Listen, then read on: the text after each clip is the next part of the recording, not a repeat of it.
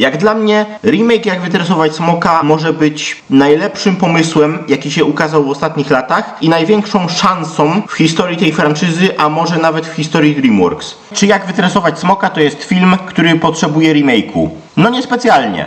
Zapowiada się, że remake tego filmu to będzie to samo, tylko aktorskie. I z kilkoma zmianami, no bo na przykład w trailerze zauważyłem smoka z gatunku gruchotnik, który oczywiście nie pojawił się w pierwszym filmie, tylko dopiero później. To jest plus, że wprowadzą takie drobne zmiany względem pierwszego filmu. Na przykład właśnie smoki, których w pierwszym filmie nie było, no bo jeszcze nie istniały. Szczerze, jak mówimy o takich zmianach, to mam nadzieję, że tych zmian będzie trochę więcej. To znaczy, pierwszy film, nie oszukujmy się, no jest świetny, ale jest kilka rzeczy, które można byłoby poprawić. Na przykład w jednej scenie z paszczy szczerbatka ulatnia się gaz, no a jak wiemy, szczerbatek nie zieje ogniem, tak jak większość smoków, tylko strzela plazmą. W drugiej części ten efekt wizualny został poprawiony, no i coś takiego również mogą tutaj wprowadzić. Również osobiście wątek tego, że smok z mokrym łbem nie może ziać ogniem, nigdy nie miał sensu. Tutaj również mogą to zmienić. Na przykład zamiast po prostu polewać smoka wodą, no to na przykład trzeba celować mu w paszczę. Coś takiego miałoby więcej sensu. Tego oczekuję od tego remake'u, tak szczerze, takich drobnych zmian. No bo pierwszy film nie był jakoś fundamentalnie zepsuty czy coś, więc nie opłaca się dużo zmieniać. Ja spodziewam się takich małych zmian. Ale teraz przejdźmy do potencjału tego filmu. Bo jak dla mnie ten film po prostu wyjdzie i tyle. Będzie, miejmy nadzieję, tak samo dobry jak pierwsza część. To wszystko wizualnie wygląda nawet ładnie, szczerbatek wygląda tutaj dobrze i czkawka nawet ma swoją bliznę. Chyba. W sumie na razie trudno powiedzieć, bo słabo widać. Spoko. Ale prawdziwy potencjał tego filmu pochodzi z sequeli. Bo Jak wytresować smoka to jest owszem rewelacyjny film, ale dostał on również sequele. I druga część jest trochę mniej, można powiedzieć, wyrazista. To znaczy, na przykład Drago nie dostał specjalnie rozwinięcia i tak dalej, ale za to sam sobie film jest bardzo dobry, Drago jest świetnym złoczyńcą, mamy wprowadzone dużo nowych gatunków smoków i fabuła jest ogólnie rzecz biorąc dobra.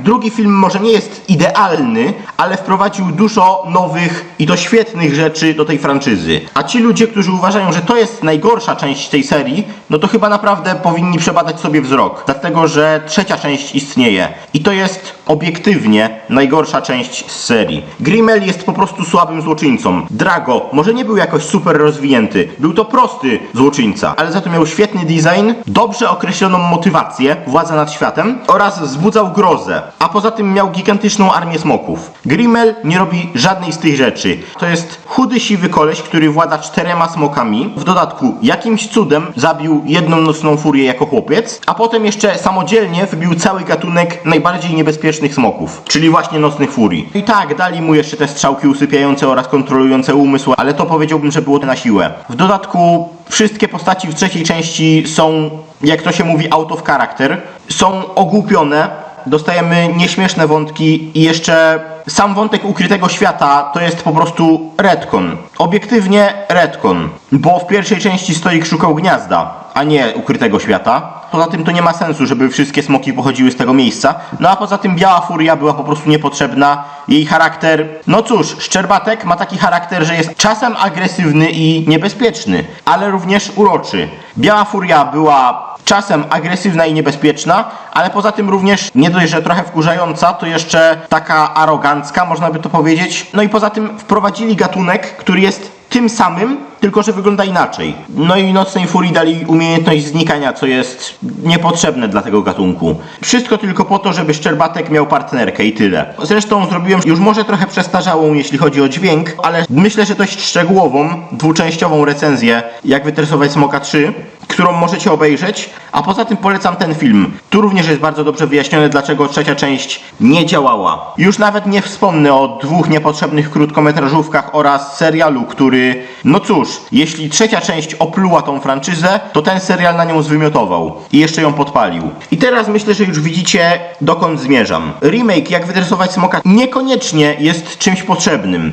Ale jeśli mają w planach zrobić remake całej trylogii, na co mam nadzieję, no to szczerze mogliby zrobić dokładny remake pierwszego filmu, dokładny remake drugiego filmu, tylko ewentualnie mogliby rozwinąć trochę bardziej Drago, na przykład pokazać faktycznie jego historię, jak płonie jego wioska i tak dalej, no bo w filmie jest to tylko wspomniane, a tutaj mogliby to pokazać. No i to tyle. Mogliby na tym przestać, po prostu zrobić tylko 2 pierwsze filmy na nowo, no bo szczerze druga część była całkiem idealnym zakończeniem. Ale jeśli mają w planach zrobić remake całej trylogii, no to jest ich szansa, żeby naprawić trzecią część. No bo niezależnie czy ktoś lubi ten film czy nie, myślę, że wszyscy się zgodzimy, że ten film mógł zostać zrobiony lepiej. I właśnie tego oczekuję, że powstanie remake całej trylogii i że trzeci film zostanie zrobiony faktycznie lepiej. Szczerze mam zamiar zrobić film o tym, jak powinna wyglądać trzecia część, jak wytresować smoka. Opiszę tam wszystkie swoje pomysły, ale tak w prostych słowach ujmę to tak. W remake'u trzeciej części powinni zrezygnować kompletnie z Białej Furii. Jeśli chcą dać Szczerbatkowi partnerkę, no to mogliby dać po prostu cudem ocalałą samicę Nocnej Furii. I jak dla mnie nie powinni w ogóle tłumaczyć tego, dlaczego Nocne Furie są tak rzadkie. No po prostu są i tyle. A zamiast Grimela Drago powinien powrócić. Bo taka ciekawostka, Drago miał oryginalnie powrócić w trzeciej części, no ale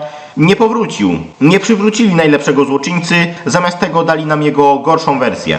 Ten remake ma jak dla mnie mega duży potencjał. Jeśli zrobią całą trylogię i tym razem zrobią trzecią część lepiej. Również pomyślmy o tym. Ci ludzie, którzy lubią trzecią część, jaką dostaliśmy, no to nic nie stracą, bo dalej będą mogli ją oglądać. A ci ludzie, którzy spodziewali się lepszego filmu, no to dostaną ten lepszy film. DreamWorks wybrało idealną franczyzę na zrobienie takiego remake'u. Również właśnie nasuwa się pytanie, dlaczego akurat jak wytresować smoka, a nie na przykład Shrek albo Madagaskar. I mam tutaj taką mini teorię, no bo reżyserem trylogii, jak wytresować smoka, jest Dan DeBlois. No i jeszcze Chris Sanders też współreżyserował pierwszy film. I również właśnie Dan DeBlois jest odpowiedzialny za ten film. Więc mam taką teorię, taką nadzieję, że on zorientował się, że trzecia część nie wyszła tak jak powinna i teraz on stara się to naprawić. To jest taka moja mini teoria, no ale obstawiam, że jest ona naciągana. Mam nadzieję, że trzecia część tym razem zostanie zrobiona odpowiednio.